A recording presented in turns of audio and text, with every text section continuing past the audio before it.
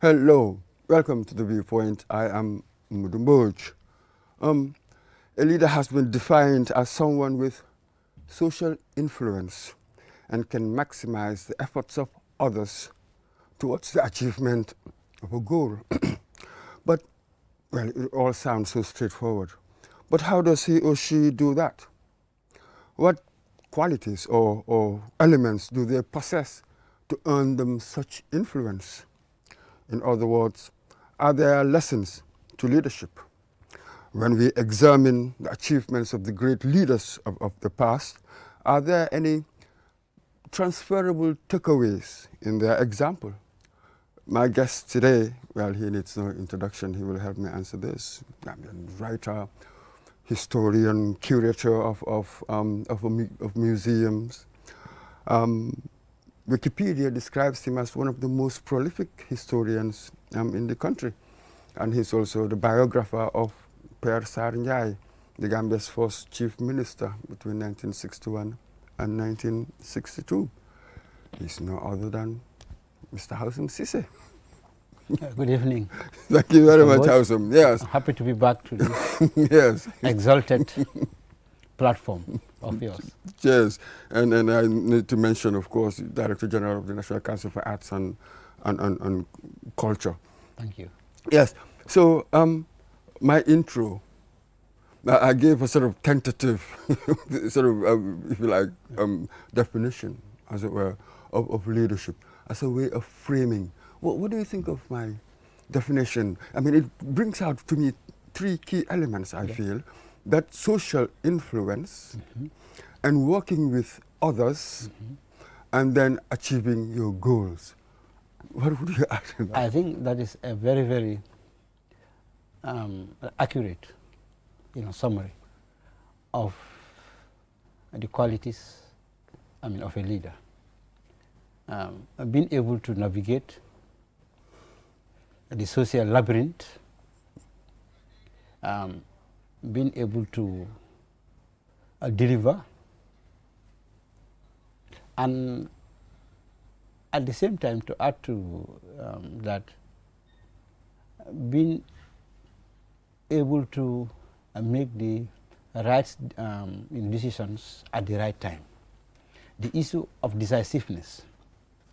In all of folklore, we have from Kochi Barma. He was once asked the characteristics of a leader. He said, Ngor, fit, kersa. Now those three things, almost fits into your definition. Now, fit, being decisive, because really. That's like the courage. Yeah, the courage. That's like the ace. That every leader, should have. You have to have the courage and the decisiveness. Now the other thing he said was ngor. Ngor, yes. Honesty, which also you mentioned. Yes, integrity. That sort of thing. Keeping your word. And now the kersa is basically, being empathic, sympathetic, and to get that really, like you said in the introduction, you need to really know, the social terrain of your environment. I mean, their ethos, the things that, hurt them, the things that, they cherish, and so on. Now, just to add to what you have also said in the introduction, is a very, very important topic. Not only because we are in the election time, people aspiring to lead the country, but also because of recent Gambian intellectuals, particularly historians, have really been interrogating the leadership question in our republic. Thank you very much, for calling me the biographer of, P.S. Njie. I have done his biography. I have just finished doing that of Henry Madi, the Lebanese Gambian politician. Dr. Jagan Senghor, has done something on, Asan Musa Kamara. President Somka Godwin, who was a guest of yours here, has done something on Reverend J.C. Fai. Dr. Baba Gale. Jallo has edited 2 volumes on the leadership question in Black Africa. And there are so many other projects, you see. So it is very, very important that we really start to interrogate the leadership question, particularly through the lens that you have just proffered. Oh, absolutely, Yeah. and I love of this this holy trinity, one can call it that, Ngor, Fit, Kersa. Yes. I have to say, I was always struck by the legend, the story, the history of Ngaga Njai. Yes, yes. When he went to this particular place, was it Walo, and then he saw a group of fishermen. They were arguing, couldn't agree on how to distribute, as it were, their catch. Apparently, he went over and he helped them. They sorted it out, and they were all satisfied. He became leader. So there, the notion of helping people, solving social problems, that's key. one pity that he did. Yeah. And secondly, implicit in that, I feel, is the idea of justice. They all feel satisfied that what he'd done. There was no indication that Ngaga Njai was necessarily educated. So in all of this, the leader, what are the elements? We've touched on these things. Here, of course, I'm notably thinking of, what was it? Madi Jobate, when he once remarked that, for instance, to become a president, that's granted, this is just political leadership, you must have a high degree, you must have a degree, the education bit. How important is education in that sense to leadership, great leadership? Education matters a lot in political leadership, in economic leadership, in religious leadership, in intellectual leadership. But really, it should be one of several ingredients, okay, that you must come together. Well, like the Americans will tell you, who and who and who, of their founding fathers or of, their presidents, didn't go to college, and who did very well, okay? And of course, they also have like a pantheon of, presidents, who went through Harvard, or Yale, and didn't become, well, very, very successful presidents. So really, education matters a lot, but it's not like the most critical, ingredient. And I think, in the African context, we have several such examples.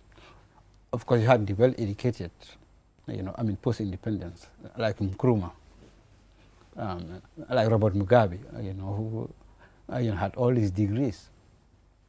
But then, at the other end, you had some of them who didn't, like Shaka Stevens, for example, of Sierra Leone. So those who had a lot of degrees had that to their advantage, but really had to have, like some extra, sort of ingredient. For example, from Nkrumah, like in addition to his, academic, like brilliant academic, career and output, I think also something he had was like his familiarity, with the African situation, okay, and how he, really saw Africa as a whole, such that if one part of that whole is, not, doing very well, the whole is still in like in trouble. Mugabe, had all the degrees, but he had to legitimize it with his involvement in the liberation struggle in the Chamurenga. So really, I mean, education, in the sense of, degrees and diplomas, is critical, but it should not be the only ingredient to make a good leader. You're absolutely correct. Yeah. And even when one takes into account the different levels, you can even see schoolboys playing. Yeah. Yes, and something happens, they get in a row. You see the leader sorting things out. So you can see that leadership at every level. When we go back to our definition, really, well, yes. Social influence using others to achieve a goal. Quite remarkable. It can come from anywhere. From anywhere, and in fact, I'm happy that you've mentioned, like the gradations, or like this, how leadership, can be stratified, really from the classroom, the prefect, coming to the head of the household, to the head of the newsroom, in your case, being a director, like a member of parliament, a minister, a president, or an emparo, although now they are rare species now. I think that's important. And it also further complicates our definition of our understanding of leadership. And to add to that, puzzle, is really the issue of the, the many different types of leadership, particularly in our context. Religious, leadership, intellectual leadership, political leadership, which for one reason or the other, always seems to be the most talked about. But you have, like economic leaders, those who run businesses. Traditional, leadership, like the the district chiefs, particularly during colonial rule. How they were able to evolve, like a very, very distinct type of leadership based on customary law and traditions, yet rubbing shoulders with the political leaders, like the colonial governors, like the members of the Legislative Council, such that from 1946, you even had like district chiefs, like Mama Tamba Jame, like Karamo Kabasani, like Matar Sise, sitting in the Legislative Council, making laws, for the British colony and the protectorate, So, so really, the complexity of leadership is that you have the gradations, that's like the certifications, but you also have the varieties, and their legion. So, when I was coming to this program, I said I was going to, tell Mr. Mboj, maybe leadership, it means everything, and therefore, really, almost it has no meaning. Absolutely, but this is the key here. This is the key here. So this is really our job today, to sort of distill a kind of sort of distillation. What is the enduring quality that cuts across all of this, so that I can recognize a great economic leader, I can recognize a great social leader at the community level, a great political leader, and all of these things. For instance, it reminds me of what Lee Kuan Yew said. He said, in my life, I have met many people successful in business, in politics, and the rest of it. He said, though, he recognized sort of 4 qualities. That was what he enumerated. Perhaps there are more. He said something like, 1, confidence. He said all of them exuded confidence. He said, secondly, all of them, you need a kind of breadth of mind. The way you think of this. And he said, a third one, a curious one, people who can see the wood for the trees. Yes. Remarkable one there. And that capacity to communicate. This is quite interesting there. I fully agree with the late Singaporean founding father. And that reminds me, he made a brief visit to Nkrumah in 1966, barely 10 days before Nkrumah was overthrown. Lee Kuan Yew had flown to Lagos to attend the Commonwealth Prime Minister Summit. It was an emergency summit called to discuss the Rhodesian issue. And he spent like a day in Ghana. And in his autobiography, he wondered that all the men that Nkrumah introduced him to, like the Vice Chancellor of the University of Ghana, the famous philosopher, Professor Abrahams, all of them, he said, well, they all went to Oxford, but guess what did they study? The classics. You see. So I want to agree with him, particularly on the issue of communication.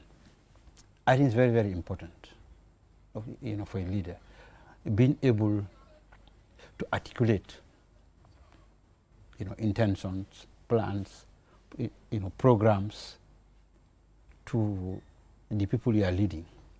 And this is why, during the colonial struggle, most of these nationalist leaders had, different types of, like catchphrases, slogans. Be Tesito here, with Sadauda, like Harambe, with like Jomo Kenyatta, Senghor, very much of his negritude. You see, all those, catchphrases, where some were like like in Tanzania with like Julius Nyerere, also, like such that some of the catchphrases, were philosophies, like can count as humanism.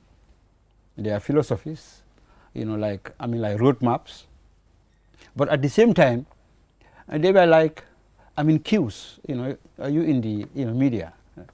You like to give a cue, to the population, like a signal. So it was like very, very communicative. These slogans, like if Sadauda said, Tesito, that was very, very communicative. Coming together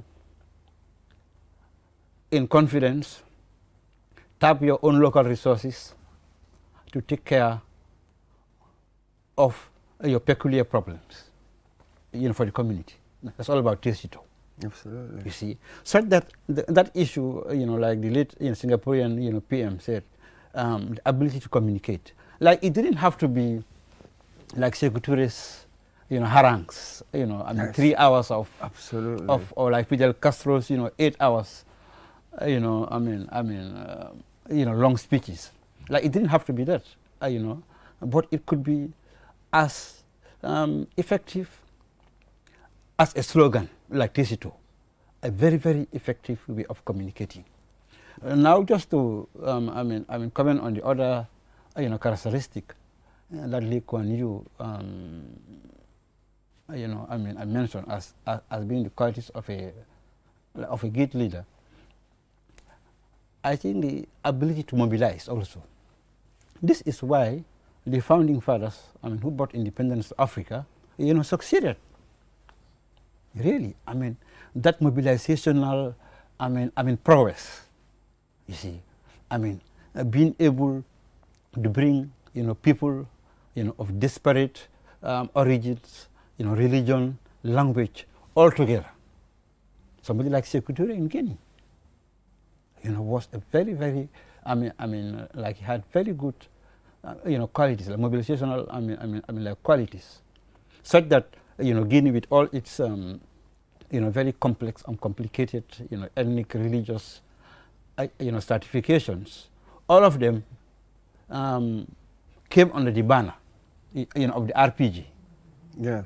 The single party, and they voted the French out of Guinea in September 1958. Kwame Nkrumah, he came from a minority group, like the Nzima. Yet here was a guy who appealed to all classes of Ghanaians, you see. So I think to add to what he has said is the issue of mobilizational, capacity. Like a leader should be able to mobilize. Well, of course, we should be careful because when we say to mobilize, we don't really mean that like what I call the evil capacity to mobilize based on religion or ethnicity. Or the nationalisms, one notable things of the National Socialists. Or like Hitler. Nobody admires Hitler's absolutely mobilization, capacity. Yes. So really, I think, the mobilization, must be done, through consensus building, inclusion, and so on. That's it. Yes. So I call it sort of like the rallying vision. Exactly. As it were, of a leader. Yeah. But you also see that from what we've been saying, you also say that I might get the title of, for instance, chief and the like, but what we call the qualities of leadership I do not quite have. Earlier on you teased on this distinction between ruler and leader.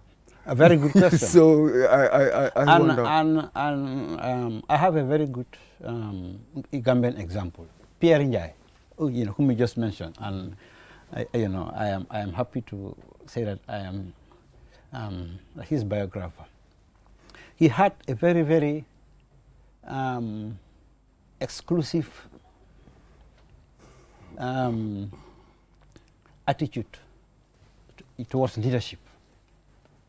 He was imperious, like regal.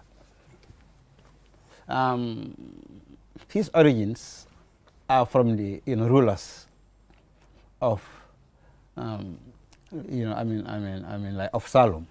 In fact, like on the maternal line, like Gidel Mboch was like an ancestor to Pierre Njai, the last absolute king of Salom.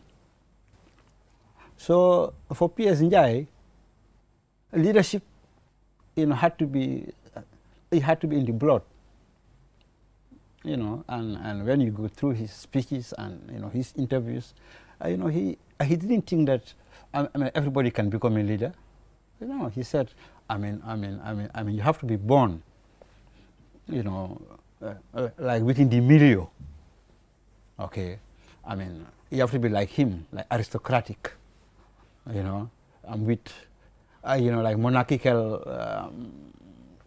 relations, and this is why P.S. Njai never accepted Sadauda. He thought he was like an upstart, like a political parvenu, ill-disposed to really taking this country forward. And at the very beginning, when he lost the elections in '62, he told Barclay Rice, this country will be in deep trouble. Barclay Rice said, why? Well, look at the boys, ruling us now. These are rulers. These are not leaders. They get crushed, sort of. And he said, I predict, they will soil this country. They will take this country to the cleaners. That's quite so he made that absolute distinction, between being a ruler, without the, like when you're a ruler, like you don't have the legitimacy, okay, to lead. You are there maybe by accident, or by sheer luck, or maybe through like a coup d'etat or an insurrection and so on. So the true leader is really blue-blooded. Well, in this case. This is very interesting because you've mentioned one of his ancestors, that Gadelmbuj. I understand that in Walo, where they're from, the system was that you had 3 dynastic houses. Yeah. So he's reflecting essentially that. Yeah. I mean, the leader, the barak, could only be chosen from one of these houses. Yeah. But you realize that. But now, this is out of step with the democratic spirit. Absolutely, absolutely. It's anachronistic. It's anachronistic. But for example, in Nyomi, they had a very, very interesting approach to leadership, pre-colonial. Well, before 1888. One, they had a rotational leadership style. If the king is Jammeh, when that king dies, the next king will be Sonko. When that king dies, the next king will be a Mane. So you see how in Nyomi, pre-colonial Nyomi, they had this very, very interesting and this very efficient approach to leadership. I mean, one, it was rotational among the three families. So ownership, communal ownership. Oh, everybody owns it in many ways. Yes, and when it is your turn, for example, the Manes is their turn, or the Sonkos, or the Jammes. If the Council of Elders, the kingmakers, in their conclave, if they are sort of dissatisfied with the candidate, that the candidate is not suitably qualified, they will suggest that this will not go to the Manes, although it's your turn, but because you have not been able to give us a right leader, we are giving it to the Sonkos. We are transferring your turn to the Sonkos. Absolutely, quite fascinating. let me just bolster this. And that helped to make Nyomi to be really one of the strongest pre-colonial Gambian states. That's it. And then just to bolster your point as well, I understand it in Walo as well. Anybody who wins to become barak, the so-called losers, doesn't mean they don't get anything. You must automatically bring them into your cabinet, so to speak. Into the palace, yes. Into the palace, so to speak. So it wasn't winner takes all. No. So you realize that this is rather curious. That system seemed to be superior to my man morally, I mean efficiently, as he said, because it kept the whole society together. Far more efficient than our so-called democracy today, which is winner takes all. Absolutely. Remarkable. I mean, in our pre-colonial states, there was no winner takes all. No. Like in Walo, in Bawol, in Sin, the king will really have to draw in people who, in one way or the other, are or could be rivals to him. And that was like one very, very important strategy. Like another strategy was, like I said, the rotational leadership. Now another strategy was like, division of leadership roles. And the case of Gunjur, like pre-colonial Gunjur, was very, very, significant. The Toures, were like the theocracy. The imams, they ran the daras and so on. And the dabos were like the democracy, the village head and like the secular, you see.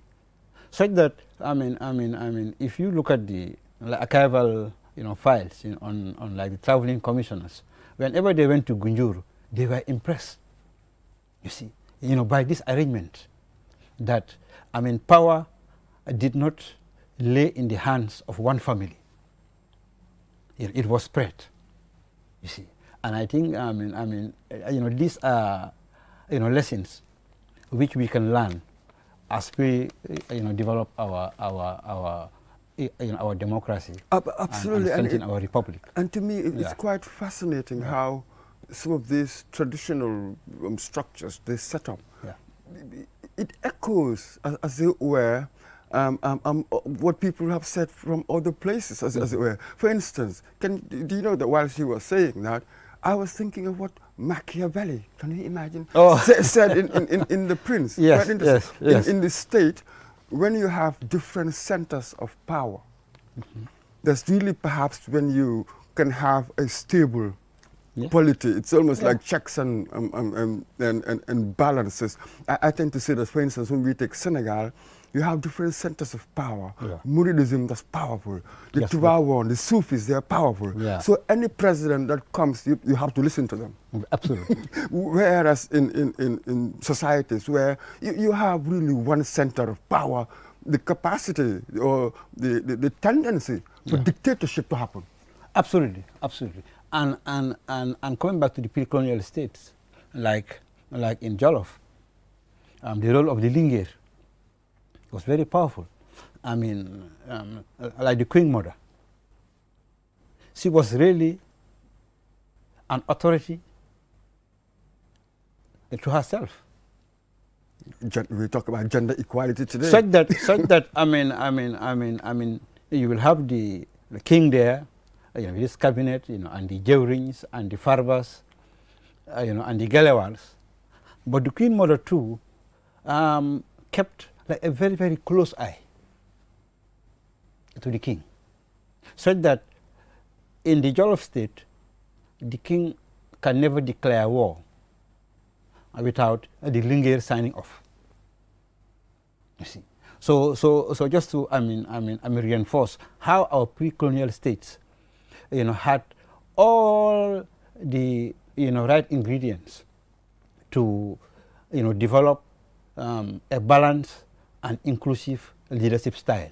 But of course, with the advent of colonial rule, from the 1880s, for our case, the first thing that was done, of course, by the Europeans, was to dilute, this traditional, leadership, formulas, okay, and then, as a way of weakening, our resistance to, to their intrusion. Absolutely, it destroyed it. I've even read one historian saying that colonialism used traditional power in order to carry out oppressive power.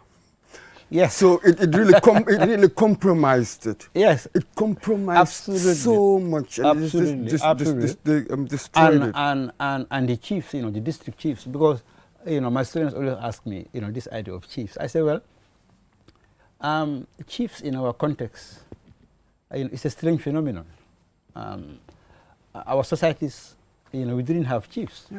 You had to be a Bur, or a Farba, or like a Gelewar, or like a Nyancho. It's like it's a colonial invention, essentially. Yes, yes. The whole idea of chiefdoms and chieftaincy is a colonial invention, and the idea was basically we dilute their powers, but give them a semblance of power. Okay, and they give the chiefs all the paraphernalia, if not the accoutrements to be oppressive. Okay, such that like a chief like Sora Dabo, in the Jaras, very powerful, like a World War I veteran, highly feared, and he kept order. If you look at his records, because every year, the colonial governor kept a confidential file on every chief. Now, when you read those files in the archives, you see how the colonial authorities were infatuated, almost obsessed with chiefs like Sora Dabo, because they were tough, uncompromising. They will arrest you. Shackle you in the sun, for 4 days. And he even had like a prison system. Like he ran his own penal, system, and the Europeans just looked the other way, because they said, yeah, this is the kind of guy we need. As a traditional leader, the whole ethos of traditional leadership is this kind of toughness, this kind of disregard for rights and so on. So can we take it as this is one of our this is our first takeaway, possibly? Maybe the borderline was really colonialism. Before then, perhaps we had leaders. Afterwards, we began to have rulers. Well, yes. Pre-colonial societies, we had leaders. Look, I mean, let's go back to, I mean, Sunjata. 1235 at the Battle of Kirina, he defeated the Susu, despot in Sumanguru. Sumanguru Kante. Kante. He lorded it over, Manding, torture, despoliation. Okay, and when Sunjata came, he avenged on Sumanguru, and helped to destroy the Susu hegemony, and to start, demanding, the empire. And now you'll see that Sunjata had a very, very solid pact with the people, because people told him, we cannot survive one oppression, Susu oppression, just to have our own now, to oppress us. You must allow the air of freedom, to blow across, Manding.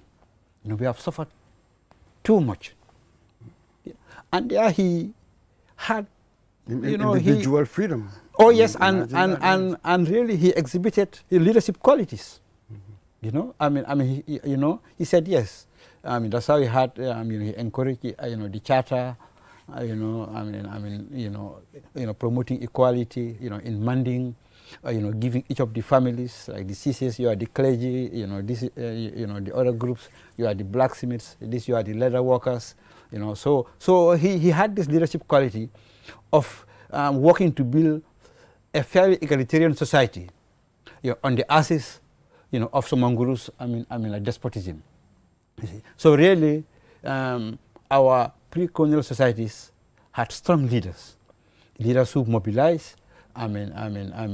Leaders, who could also deliver their people, from the ravages of, war and like pestilence and so on. Interesting there. Yeah. So I wonder, we'll just move on a bit, and perhaps here we'll start summarizing. Can we teach leadership? Because of course we've had the old debate. Can you teach it? Is it born? Are leaders born or made? You have that sort of thing. and in fact, let me just when Lee Kuan Yew again, when he was asked that question, he said something very interesting. He said, yes, but it helps to have certain primary qualities. Well, yeah, first. Yeah. The raw material has to be there, absolutely. So that even if there is a 4-year leadership course, at MIT or at Princeton, for one to really, imbibe, the attributes, of a leader, something, should be present. There should be something, like exploitable, like a raw material has to be there. Now this brings me to, like to the Gambian context. A place like Christi Kunda, in the old school, in 1941, the Anglican mission wanted to build a new leaders. As I go through the archival files, they chose a headmaster, Reverend J.C. Fai, and sent him to Christi Kunda, almost 400 kilometers, from Batos, deep, in the Kantora, wilderness, and told him, you know what, we want you to build future leaders, those who will not be ashamed, okay, to use their hands to develop themselves. In fact, what the father told him, the Anglican father was, in the morning they wash their hands, that is to go to class. In the mid-noon, they soil their hands, that is they go to the farm school. And at night, they oil their hands. And that is, Reverend Fai should, take karité, apply on their hands and, take them to bed. And Christi Kunda really, became a very, very successful, leadership building project, We had one or two vice presidents, who came through Christi Kunda, like a lot of, state ministers and so on, particularly in the First Republic. Because what Reverend J.C. Faye taught them was, one, discipline, two, arithmetic, the alphabet, being able to read and write, three, working the land to feed themselves, because Christi Kunda was meant to be a self-sustaining project. Okay, in the evening, they go to church. At night, they do their homework, and go to bed. So, there was this, like Spartan, approach that, Reverend J.C. Faye took, and it was so successful that the most, strong-headed, boys, and later girls from Batos we are given to the Reverend J.C. Faye, and they will tell him, please take him along to Christi Kunda, so that he will become manageable. Yeah. So I think Christi Kunda and even at the very beginning, Armitage, those Armitage schools, those were really two very, very important leadership training grounds. But like I said, really, it's not a like a doctorate or like a master's that you have to be a good leader. Something has to be present, like innate, and then the training just sort of sharpens it. Absolutely. Yeah. And it is fascinating. You're talking about the discipline. Yeah. Most great leaders or people who write on leadership emphasize so much on discipline. I remember reading something by Bertrand Russell, the mathematician and philosopher, saying stuff like, the point of education, the emphasis must be on two things: discipline and initiative. Yeah. But that's a slightly different point. So I wonder, we are coming towards the end. Do we get the leaders we deserve? It's quite interesting. I was listening to, so here we are trying to explore the relationship between people and the leaders. Recently, the president of Malawi, Lazarus Chakwera, addressing his people, saying that, why is it that every day I get so many letters to me asking me to solve your personal problems just because I'm a president? The people, perhaps our norms, perhaps the way we are like, yes, perhaps we tend to undermine, as it were, the larger good, the polity, perhaps even corrupting them in many ways. And one tends to think that if I do not change as a person, as an individual, how on earth do I expect the state, the people running the state, to be something else? Yeah. One is taken from the other.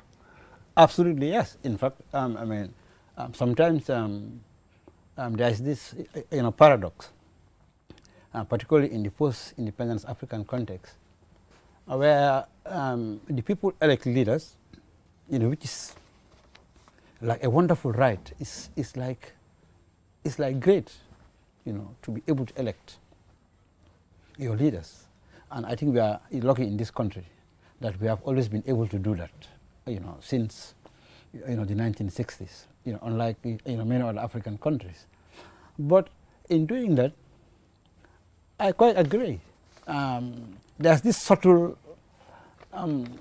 inclination, from the masses or sections of the masses to now at the same time undermine, the integrity and even the legitimacy of the people that they have elected. How? Asking for, patronage, like what the Malawian, president just said. Yeah, you elect the leader to take care of the national good, to take care of everybody.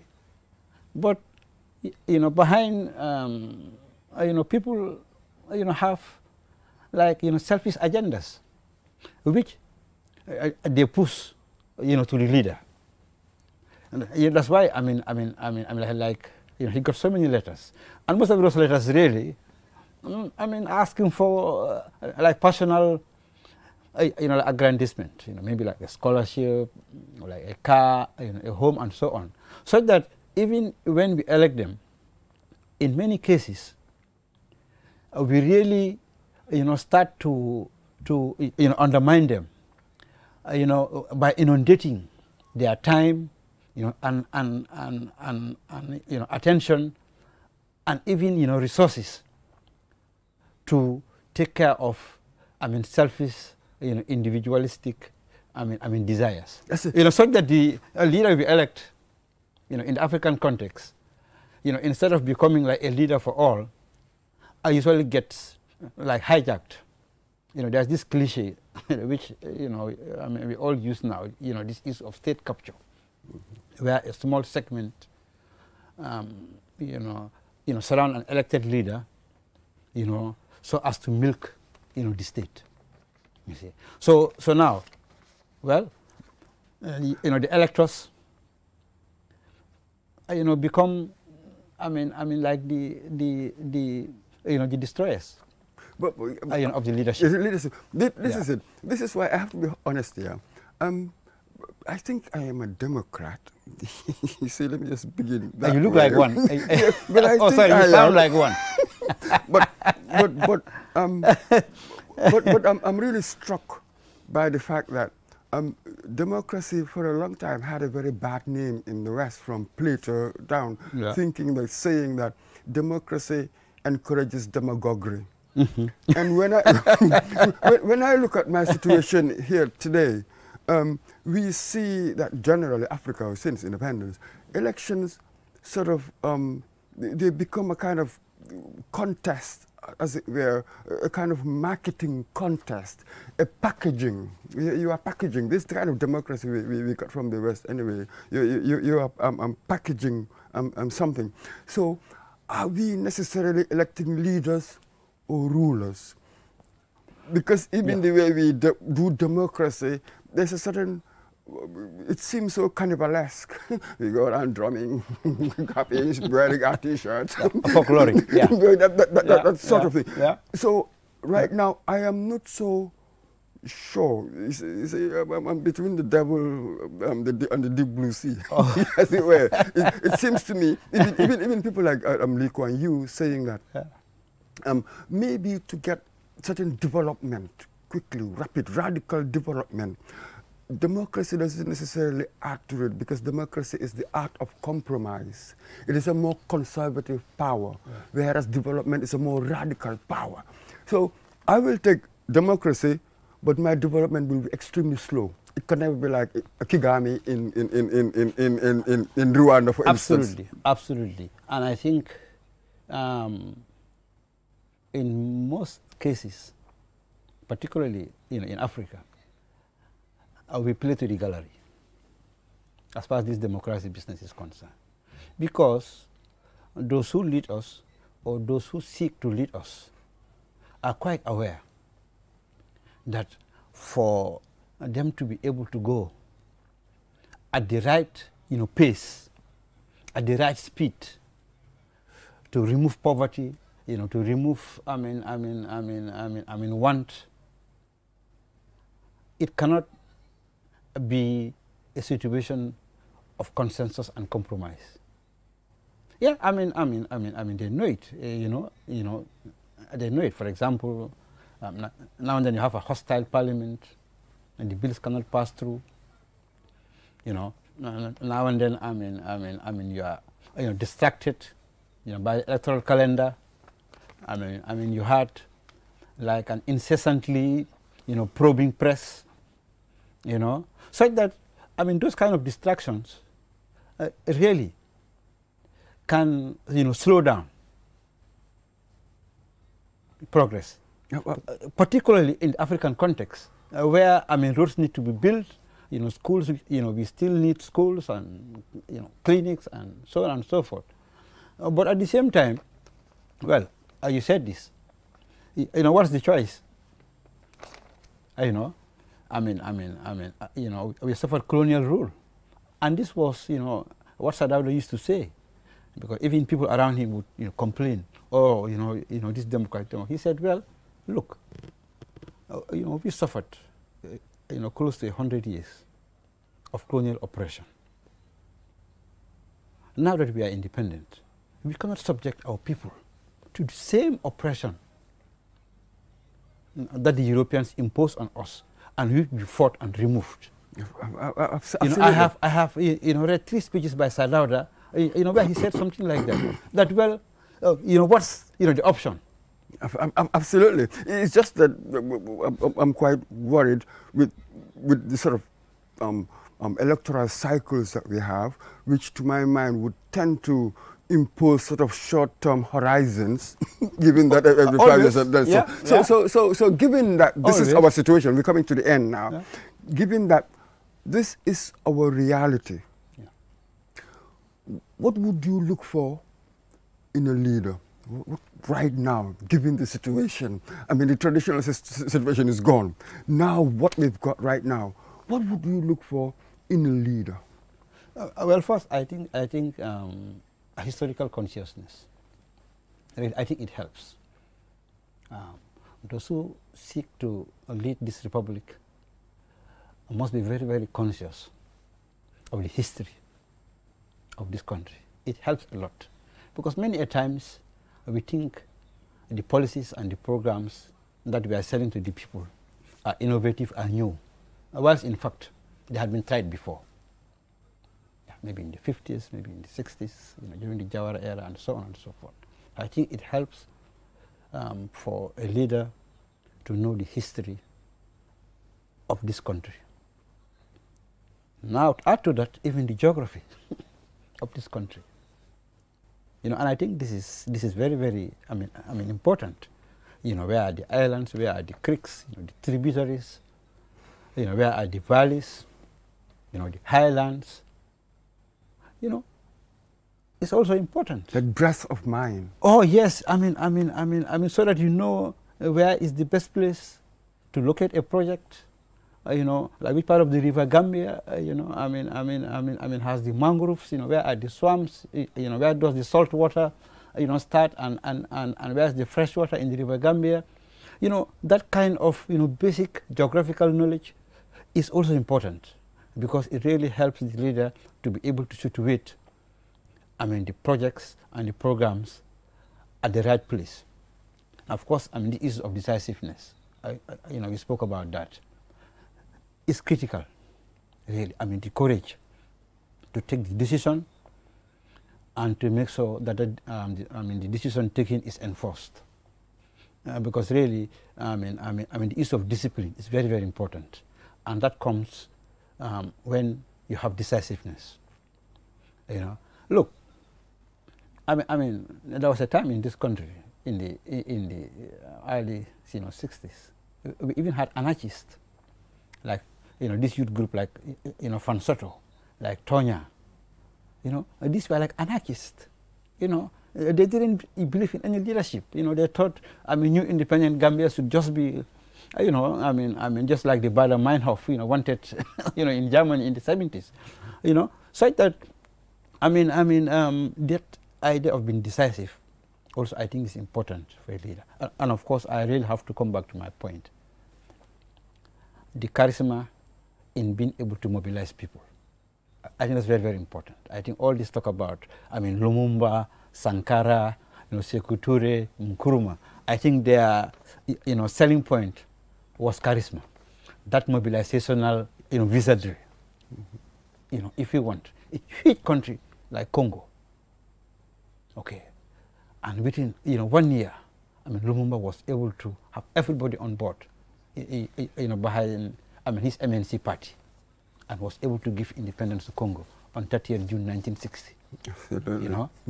Yeah. We've come to the end, and I also here would sort of like to end with what Sankara said earlier. I accept Sankara had a short period. There were things that we couldn't test, but it was interesting when he said that if you want to achieve fundamental change, sometimes you need to have a certain degree of madness. we know how we are like. We have to break that mold. There's a mold that we have to break, and there seems something quite violent in that. But without that, the new thing cannot be born.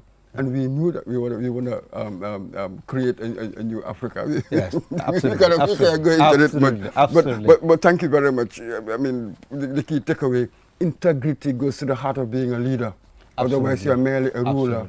Absolutely, yeah. Thank you very much, viewers, for joining us. That was a highly illuminating conversation there with the historian Hausum Sise on leadership. We all have a part to play. We are all leaders in our own domain. Until next time, goodbye. Thank you.